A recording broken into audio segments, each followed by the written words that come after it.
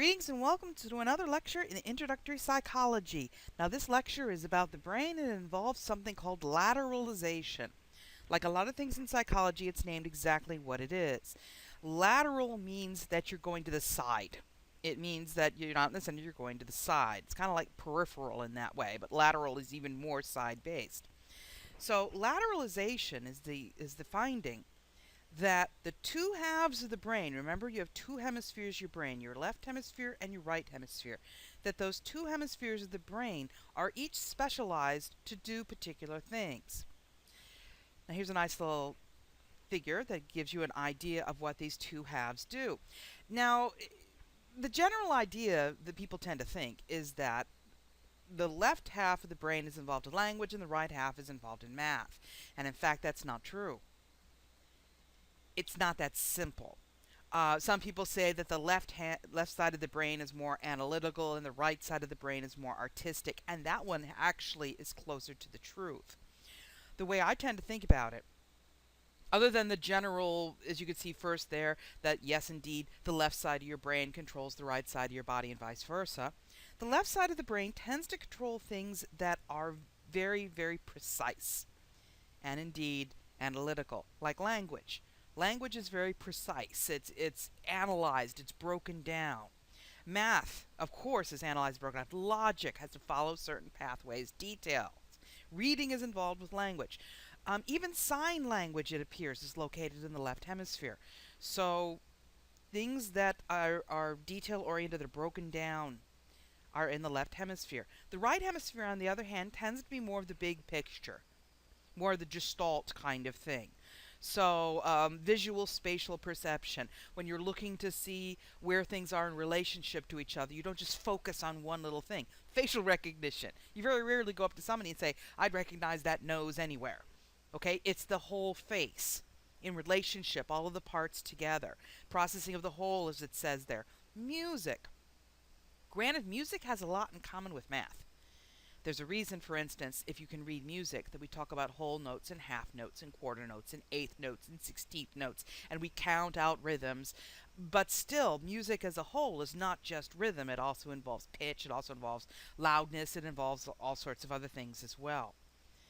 So it's a little more complicated than you might have learned, but again, it falls into some fairly good patterns. Generally, things requiring analysis fall on the left side of the brain, handled there. Right side handles things that are not quite as detailed and more big picture kind of things. Now, along with each half of the brain having specific things to do, we run into something else in humans that isn't found very much in other animals. And that is the fact that human beings tend to prefer one hand, or forelimb as you were, over the other. And in fact, it isn't even just forelimbs. People can be right-handed. They also tend to be right-footed and right-eyed. You left-handed, you're probably left-footed and left-eyed. It's interesting that we tend to prefer one hemisphere over the other when it comes to doing tasks. We don't really see that in other animals. We see it a little bit in animals like chimpanzees, which is kind of logical when you think about it, because they are, of course, our closest relatives. We share a common ancestor way back in the dim mists of antiquity, as literature people like to say. But generally, animals like dogs and cats, and they may prefer one paw to another, but if you look at the species as a whole, it's a 50-50 split. In human beings, it's not even close. 90% of all humans are right-handed, and this is global. This is not just a U.S. or first world phenomenon. This is everywhere. The other 10% may be left-handed, or they may be what's called ambidextrous, which means that they can use both hands. Now, just like being bisexual doesn't mean you're a perfect 50-50 split in your attraction to which sex you're attracted to, handedness is not necessarily a 50-50 split either when it comes to ambidexterity.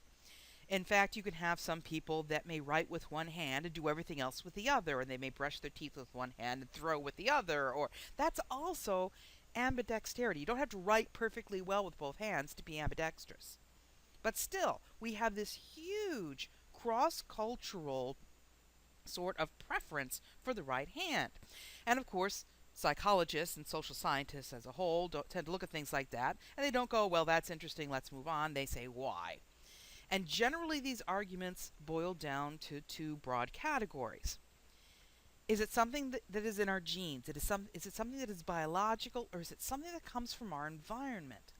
Is it nature or nurture, is how it's often phrased. Now, when it comes to handedness, of course, there's been quite a bit of research trying to look to see which it actually is. And the people who say, well, it's genetic, it's something that you're born with. The thing is, though, it doesn't follow any of the genetic patterns that we really know about. It may very well be polygenic. It may require more than one gene. But it's not as simple as, say, even skin color, eye color, hair color. That's kind of a problem. Because after all, think about it. I mean, two right-handed parents have a very, very, more than 90% chance of having a right-handed child. So you would think that two left-handed parents would also have a huge chance of having a left-handed child. As it turns out, two left-handed parents have roughly a 35% chance of having a left-handed child. Just 35. The other 65% right-handed. And most left-handed people have right-handed parents. So if it is genetic, it's complicated, really complicated. When it comes to environment, also, some people say, well, they see other people around them being right-handed, so that's what they use. Or when they go to school, everything is put in their right hand, so that's what they use. Ask any left-handed person about that last one, by the way. Because even today, there are schools and parents and sometimes religious figures who are trying to force left-handed children to become right-handed. Because it's thought that being left-handed is bad in some way. I mean, think about it. The Latin term for right, I believe, is dexter, from whence we get dexterity. It means you're good at something. The Latin word for left is sinister, which has an entirely different English meaning, okay? Very, very different. And these kids, a lot of them, all they see are right-handed people. They're never exposed to left-handed people, but they use their left hand. There are kids that parents and teachers and such have tried to teach to be right-handed. This was the general policy up until relatively recently, and as I said, it's still policy in some places. It's very, very difficult to teach a left-handed child to become right-handed, even if you start very early. There are parents that start right after the child is born. They hand the child, well, as soon as the child can reach out anyway for things, they notice that the child is reaching with their left hand, they'll put it in their right hand. Most of these kids still wind up being left-handed. And kids have been punished for using their left hands. They will be spanked. They will have their left hand tied behind their back so they cannot use it and must use their right hand. Most of them still turn out to be left-handed. And when they do learn to write with their right hand, then the writing tends to be really sloppy and slow and awkward, simply because it does appear that from very early on we have a preference for one hand, one foot over the other. Now, so the question, of course, is, well, then what on earth is going on if they're both wrong? The odds are they're also both right. There may indeed be some sort of genetic predisposition toward handedness. Now, just because something is genetic doesn't mean that it's automatically going to happen 100% of the time. A person may have a tendency towards something, but maybe something in the environment has to bring it out. We're discovering more and more with disorders that's how they work. You may have a tendency toward depression or anxiety or schizophrenia or whatever, but there has to be something in the environment to bring it out. If you don't run into that something, you won't have it. Maybe the same is true with handedness. Maybe there's some sort of genetic predisposition, but there has to be something in the environment to bring it out. And by the way, by environment, we also include the environment before a person is born. The prenatal environment. We're learning more and more that conditions inside the uterus during development can have vast effects on that developing zygote embryo fetus. Okay? So there's probably both of these working in a really complex manner that we don't really know about very well yet, but we may at some point. There's theories all over the place. My personal favorite theory that has probably no evidence for it, but that's never stopped people before, is I don't think it's a coincidence that the vast majority of human beings are right-handed, and the vast majority of human beings also have language in their left hemisphere, which controls their right hand. And in fact, people who are left-handed, they still, a majority, have language in their left hemisphere, but in not small minority have language in the right hemisphere, these left-handed, and some of them have language in both hemispheres.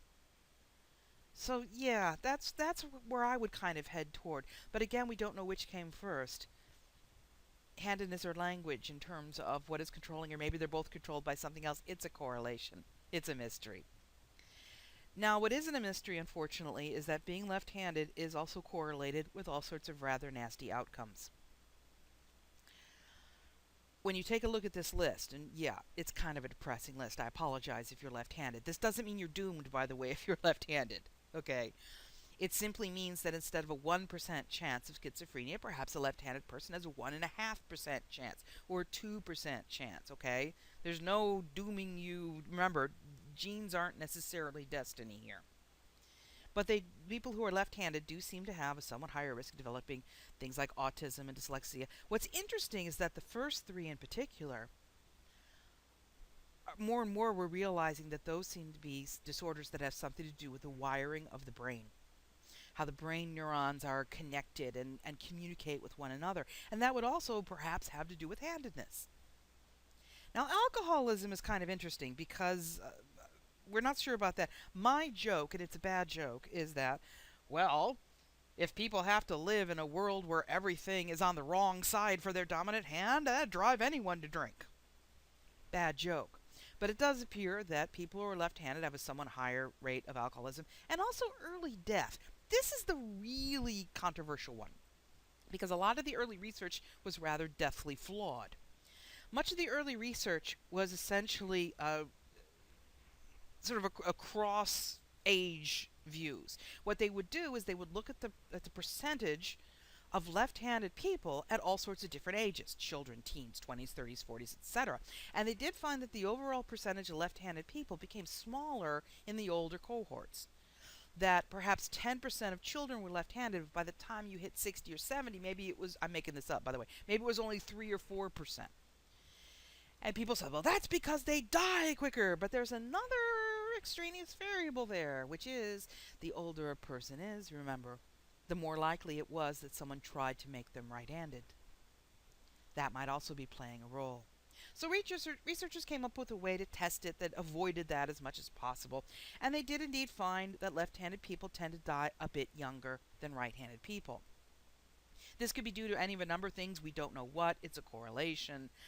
I suspect, again, with very little evidence, that in an emergency when people reach out for help, everything's on the wrong side for a left-handed person. Everything's sort of set up for right-handed people. I don't know. I don't know. But it does appear that left-handed people die slightly younger. Again, this doesn't mean you're doomed to a young and horrible death with autism and schizophrenia and dyslexia and you're going to die in a bottle. No, that's not what I'm saying. I'm simply saying that we seem to see a correlation between those two. Is there anything good about being left-handed?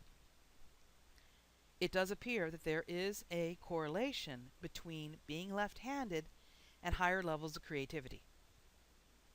Now, it's a correlation. Again, it doesn't mean that it's cause and effect. But if you look at people in the arts, people in the sciences, I sometimes, when I'm watching TV shows and movies, like to play Spot the Lefty, because a lot of actors are left-handed. A lot of people behind the scenes, directors and scenic designers and that sort of the costume designers are left-handed. A lot of scientists are left-handed. A lot of architects are left-handed, all in a higher proportion than you would expect by chance. So it is indeed possible that being left-handed somehow allows people, perhaps, if I may use a cliche, to think outside of the box. To think in a way that right-handed people, get out of that rut, the way that right-handed people are always thinking. Think of things in a new and different way, and that's entirely possible.